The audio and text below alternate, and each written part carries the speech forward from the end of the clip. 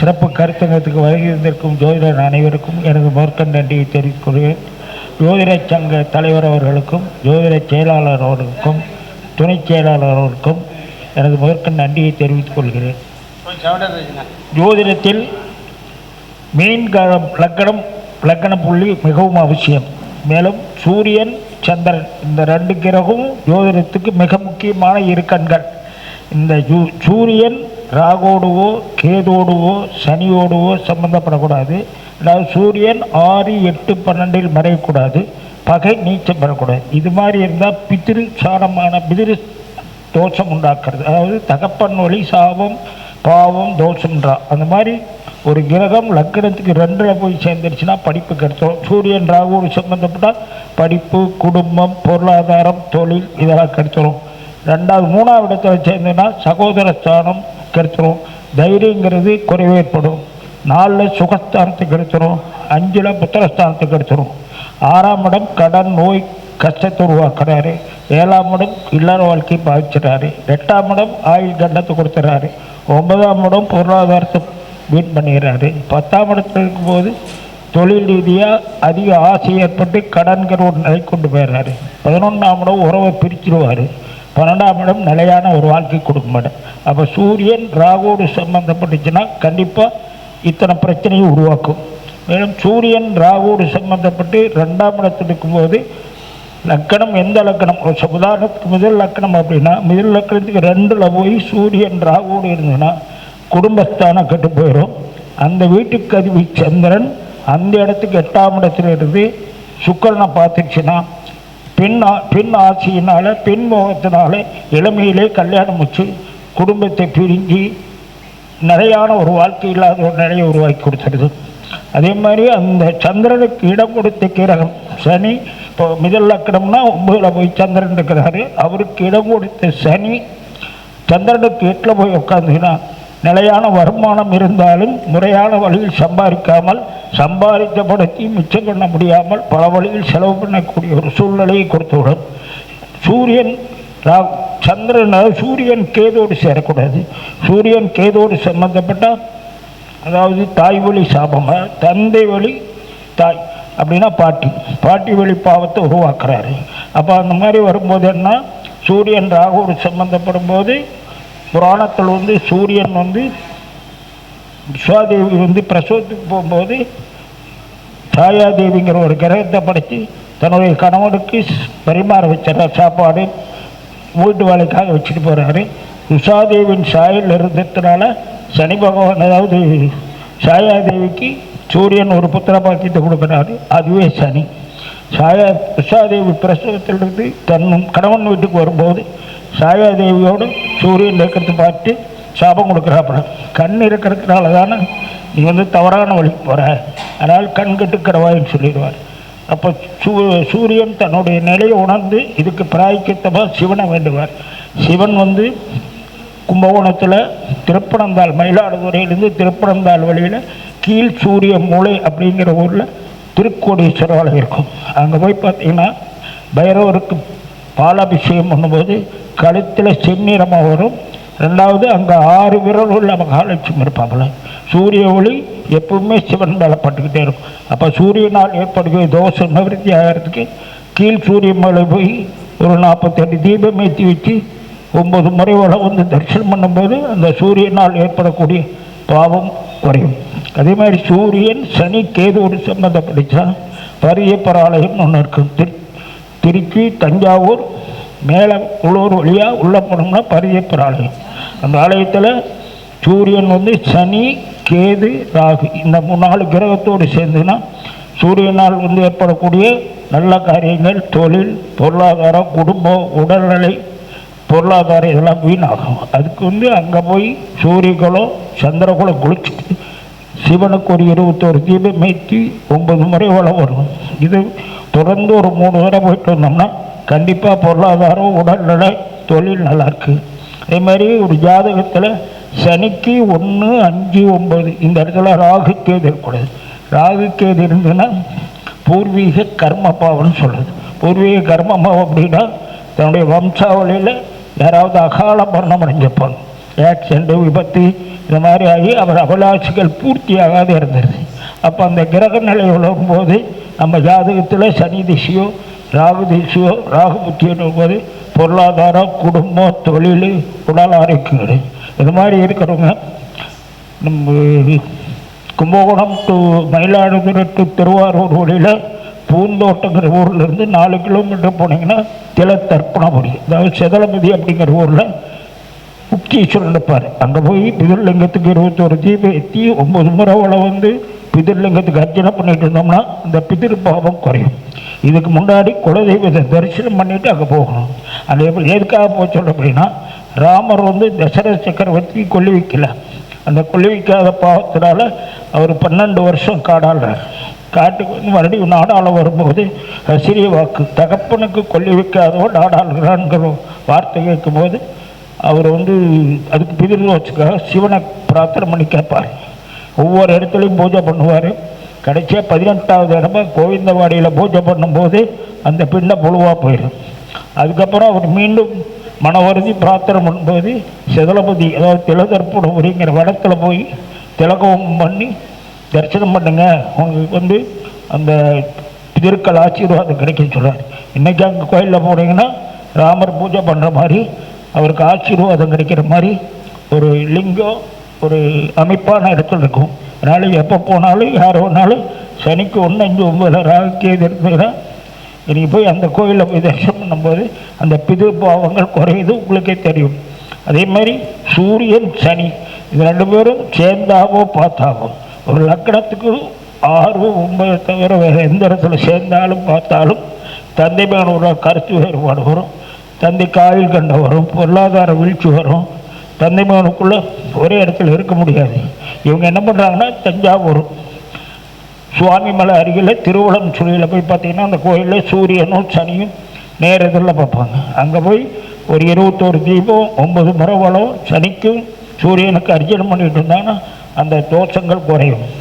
அதே மாதிரி சந்திரன் சனி சேர்ந்துன்னா ஈரோடு ஈஸ்வரன் கோயிலில் போய் பார்த்தீங்கன்னா இன்றைக்கி சனியும் சந்திரன் அப்போ மனோகாரகன் சந்திரன் சனி இவங்க 2 பேர் சேர்ந்தாங்கன்னா புணர்ப்பு தோஷம்னு சொல்லுவாங்க. இது கல்யாணம் லேட்டாகும், குடும்ப வாழ்க்கையில் பிரச்சனை உருவாக்கும், எதையும் முழு மனதோடு செய்ய முடியாது, இனம் புரியாத ஒரு குழப்பத்தை கொடுத்துக்கிட்டே இருப்பார். அதுக்கு ஈரோடு ஈஸ்வரன் கோயிலில் போய் சனிக்கு சந்திரனுக்கு ஒரு அர்ச்சனை பண்ணிட்டு வந்து சிவனை தரிசனம் பண்ணும்போது அந்த தோஷங்கள் குறையும்.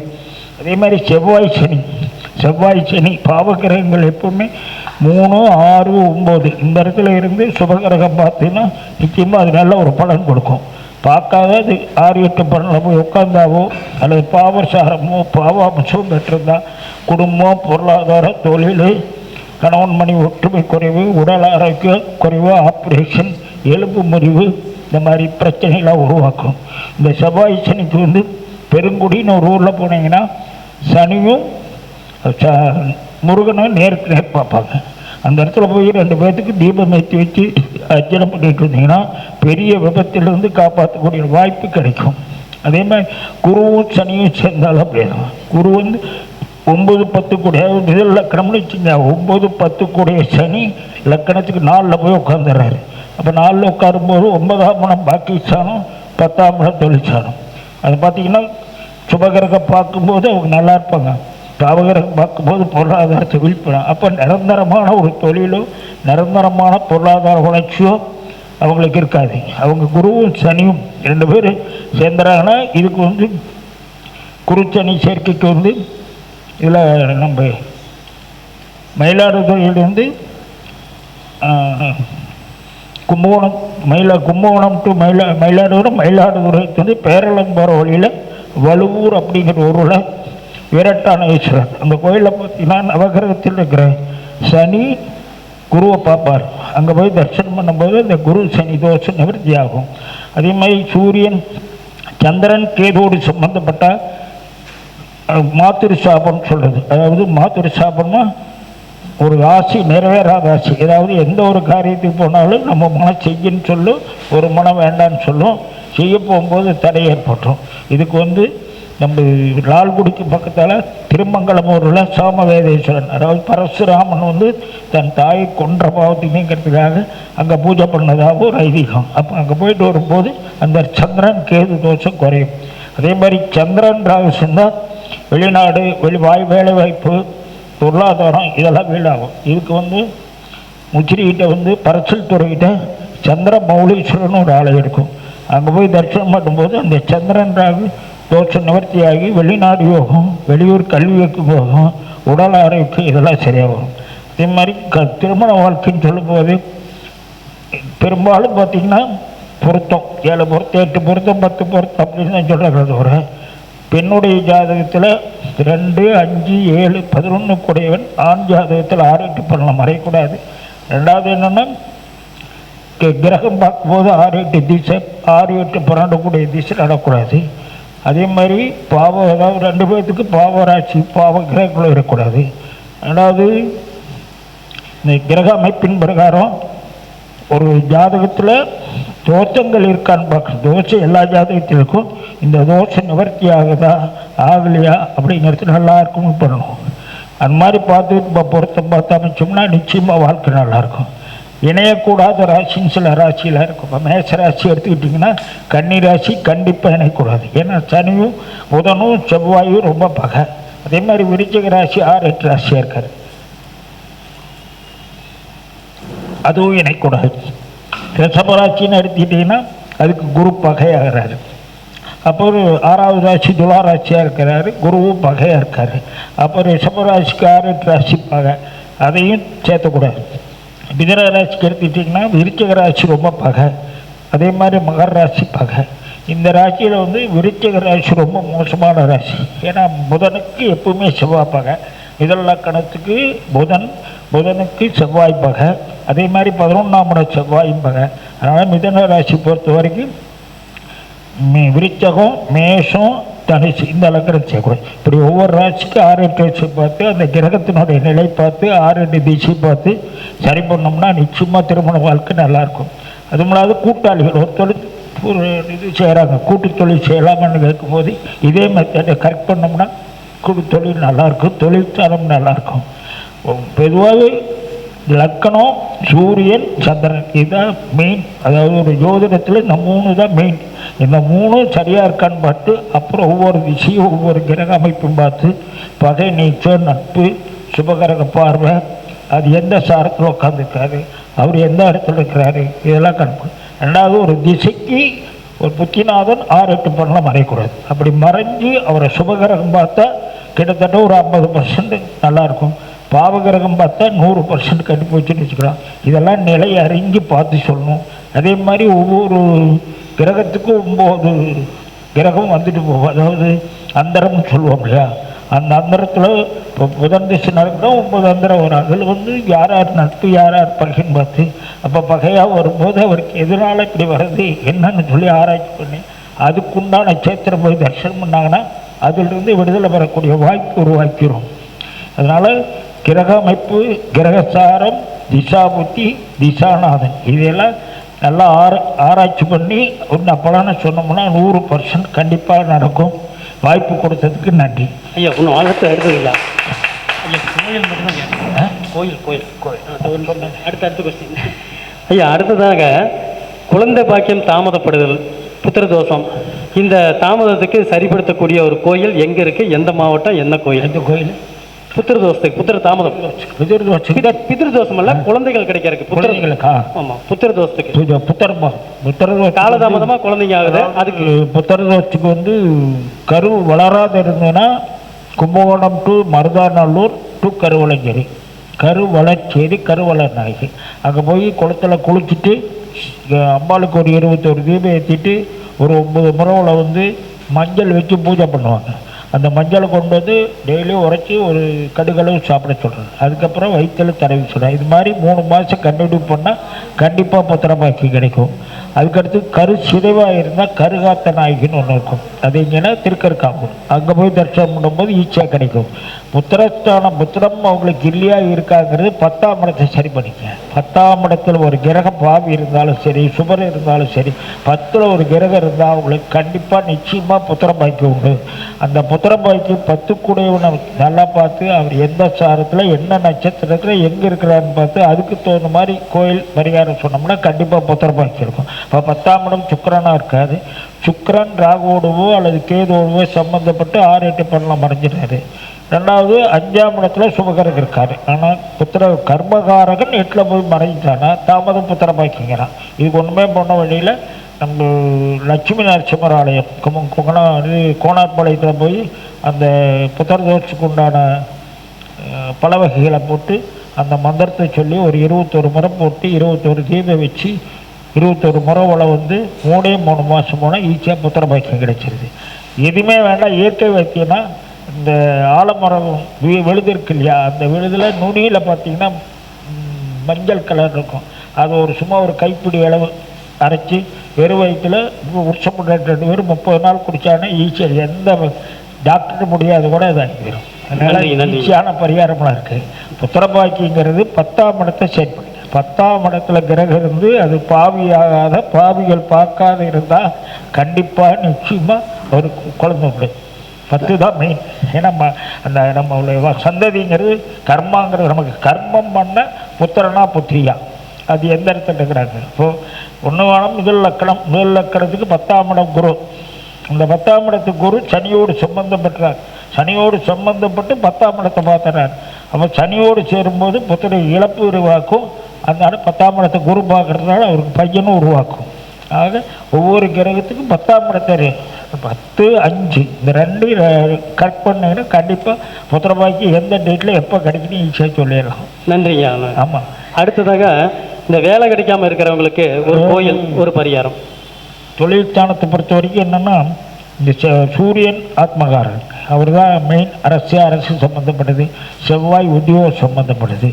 அப்போது செவ்வாய்க்கிழமை நாள் வெள்ளிக்கிழமை நாள் காலையில் சூரிய உதயத்துக்கு முன்னே எந்திரிச்சு குளிச்சுட்டு கோதுமை மாவு இருக்கு இல்லைங்களா, கோதுமை மாவில் ஒரு சிலூண்டு நெய் விட்டு பிசைஞ்சு அகல் விளக்கு மாதிரி செஞ்சு கிழக்கு முகமாக ஏற்றி சூரிய காயத்ரி மந்திரம் தெரிஞ்சால் சொல்லலாம். இல்லைன்னா சூரியனை வேண்டி தீபத்தை ஏற்றி வச்சுட்டு சூரிய நமஸ்காரம் பண்ணோன்னா இது மாதிரி தொடர்ந்து 9 வாரம் செஞ்சால் கண்டிப்பாக வேலை கிடைக்கும். இன்னொரு பரிகாரம் என்னென்னா அகல் விளக்கில் நல்லெண்ணெய் ஊற்றி அதில் 2 சொட்டு சந்தனாதி தைலம் ஊற்றிட்டு தீபத்தை ஏற்றி வச்சு செவ்வாயை பற்றி செவ்வாய்க்குரிய மந்திரத்தை சொல்லி அல்லது முருகனை வேண்டி தீபம் ஏற்றிட்டு வந்தாங்கன்னா 9 வாரம் செஞ்சாலும் உங்களுக்கு வேலை கிடைக்கும். நிலையான வேலை, நிலையான உத்தியோகம் கிடைக்க வாய்ப்பு உண்டு.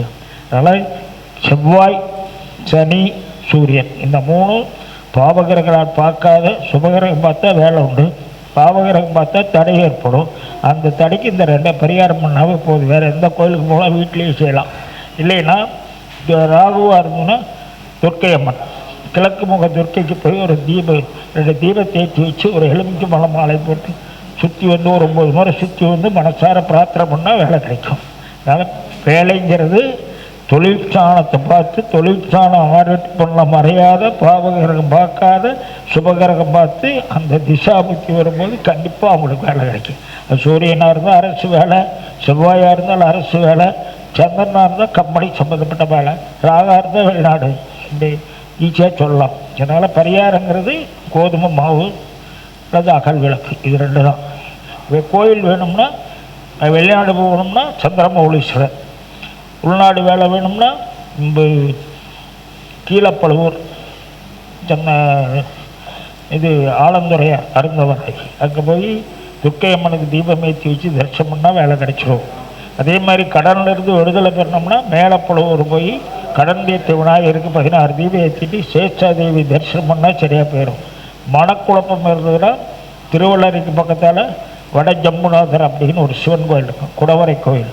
அந்த கோயிலுக்கு பக்கத்தால் சிவபிரகாஷ் சித்தர் இருக்கார். அவருக்கு சேஷாதேவி தான் தரிசனம் பண்ணியிருக்கார். அவர் ஜீவசமாதியில் போய் மாலை ஒன்று வாங்கி போட்டு 2 தீபம் ஏற்றி வச்சு அங்கே இருக்கிற பைரவருக்கு ஒரு 1/4 லிட்டர் பால் வாங்கி ஊற்றி பிரார்த்தனை பண்ணிட்டு வந்தால் அவர் அந்த குறையை தீர்த்து வைக்கிறார். இப்போ கோயிலில் நிறையா இருக்குது, பிரார்த்தனைகள் தான் நம்ம தான் இருக்குது. அப்படி பண்ணும்போது கண்டிப்பாக நிச்சயமாக வேலை உண்டு. நிறைய வெளிநாட்டு வாய்ப்பெல்லாம் வரையும். அதனால் நான் சொன்ன இந்த கோயில் மட்டும் மெயின்டைன் பண்ணுங்கள், கண்டிப்பாக வந்துடும். நன்றிங்க. ரொம்ப ரொம்ப நன்றிங்க. ஐயா சொன்ன கோயில்கள் அனைத்தும் ஐயாவோட ஒரு 40 வருட அனுபவம், 40 வருட சுற்றுப்பயணத்தின் விளைவாக நடந்தது. அதனால் இதை நம்ம குறித்து வச்சு பயன்படுத்தினா மிகப்பெரிய நன்மை அடையலாம் என்று கூறுகிறேன். ஐயா உங்களோட இறுதி கருத்து. கணவன் மனைவி பிரிவுக்கு கூட மேலப்பழுவூரில் போய் 98 651 0 28 21. இன்னொரு நம்பர் தான், ஒரே நம்பர் தான். நம்மளாம் ஒன்று மட்டும் பெரிய சோசியல். நன்றியா நன்றியா, வாய்ப்பு கொடுத்ததுக்கு நன்றி, வணக்கம். மாபெரும் நன்றியா, மாபெரும் நன்றியா. ஐயா அவர்களுக்கு நமது சங்கத்தின் மூத்த உறுப்பினரும் ஐயா சௌத்ரிராஜன் ஐயா அவர்களை பொன்னாடை போர்த்தி கௌரவிக்குமாறு ஆராய்ச்சியாளர் சங்கம் சார்பாக கேட்டுக்கொள்ளப்படுகிறது.